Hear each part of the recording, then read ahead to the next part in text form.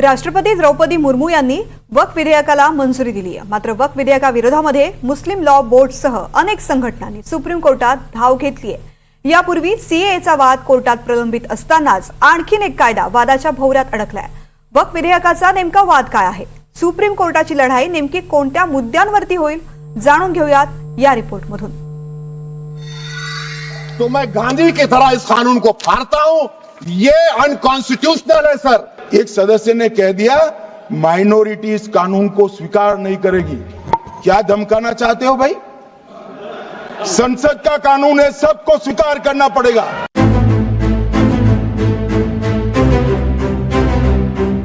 वक्फ विधेयकावरून संसदेच्या दोन्ही सभागृहात जोरदार खडाजंगी झाली।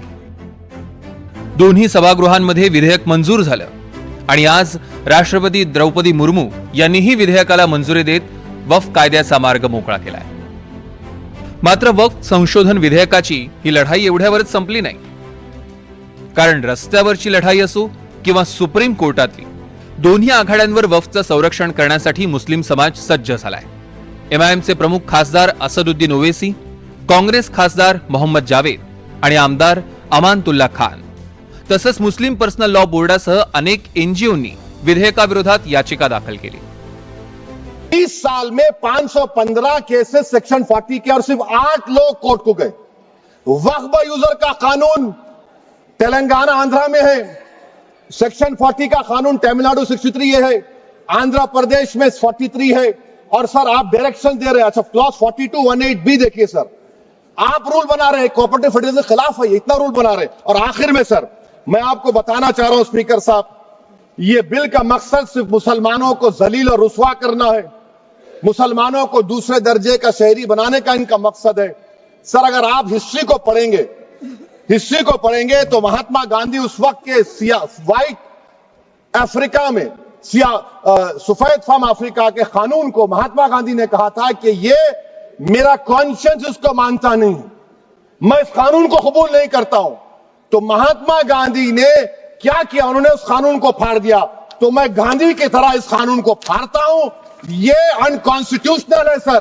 इस देश में झगड़े पैदा करने का काम बीजेपी करना चाहती है मस्जिद और मंदिर के नाम पर, इसीलिए मैं इसका कंडेम करता हूं। डॉक्टर बाबा साहब अंबेडकर के संविधान को हर दिन कुचलने वाली ये सरकार देश के मुसलमानों से नफरत में इतनी अंधी हो गई है कि खुलेआम देश की संसद में देश सरकार के माइनॉरिटी मिनिस्टर साहब और होम मिनिस्टर साहब झूठ बोलते हैं और देश को गुमराह करते हैं।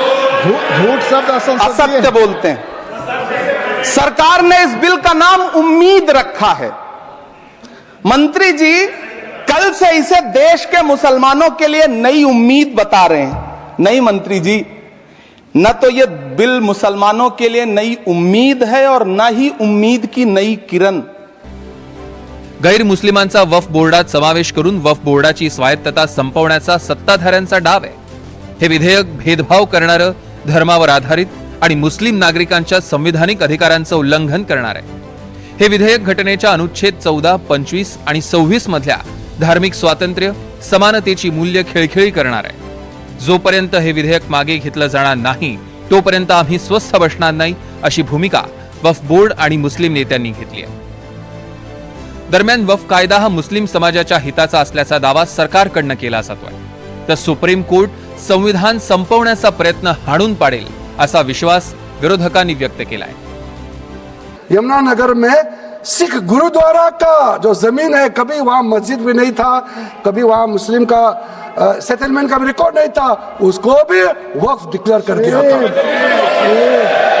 उसी प्रकार से केरला का मुनम्बम का जो इशू है वो तो अभी सब जान ही रहा है कि 600 क्रिश्चियन फैमिलीज का जो जमीन को वक्फ बोर्ड ने वक्फ डिक्लेयर कर दिया, चर्च का भी कर दिया और आगे जाने का रास्ता भी बंद कर दिया था। अगर हम ये बिल पारित कर दिया, उसका अपना जमीन वापस मिल जाएंगे गरीबों का, किसानों का।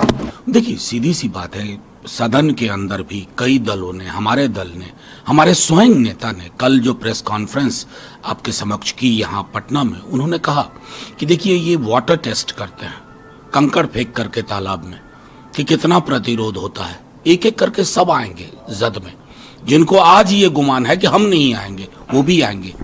कास्ट सेंसस पे ये लोग चुप है ना, ये आपराधिक चुप्पी नहीं है।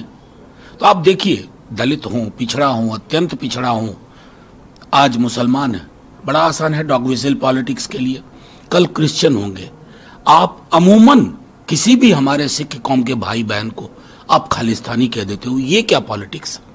तो कुल मिलाकर के मैं कह रहा हूं कि ध्रुवीकरण इतना कर बैठेंगे वो कि भारतवर्ष की जो पहचान है वो नष्ट हो जाएगी।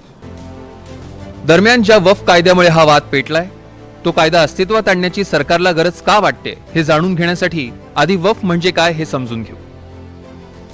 अल्लाह आणि इस्लामच्या नावावर धार्मिक हेतूनं दान केलेली संपत्ती म्हणजे वक्फ। दान केलेली ही मालमत्ता मदरसे, कब्रस्तान, मशिदी चालवण्यासाठी याचा वापर केला जातो। वक्फसाठी दिलेली मालमत्ता परत घेता येत नाही। हा कायदा 1954 साली मंजूर झाला। 1995 मध्ये वक्फ कायद्यात सुधारणा करून या बोर्डाचे अधिकार वाढवण्यात आले। त्यानंतर वक्फ बोर्डानं कोणत्याही मालमत्तेवर हक्क सांगितल्यास ते त्यांची मालमत्ता मानली जाते। हा दावा खोटा ठरवायचा असेल तर मालमत्ता मालकाला ते सिद्ध करावं लागतं। या मुद्द्यावरूनच वक्फ बोर्डाच्या अधिकारावरून वाद निर्माण झाला आणि अनेक ठिकाणी मालमत्तेचे वाद सुरू झाले। त्यामुळेच यामध्ये सुधारणा करण्याची गरज केंद्राला वाटते। यापूर्वी सीएए कायद्याविरोधातही अनेक याचिका दाखल करण्यात आल्या होत्या, ज्यामुळे सीएए कायद्याला सुप्रीम कोर्टानं स्थगिती दिली। सीएएचं प्रकरण कोर्टात प्रलंबित असतानाच वक्फ कायद्याचा वाद कोर्टात पोहोचलाय। त्यामुळे वक्फ कायद्याचं सुप्रीम कोर्टाच्या लढाईत काय होणार हे पाहणं महत्त्वाचं ठरेल। Bureau report, NDTV Marathi.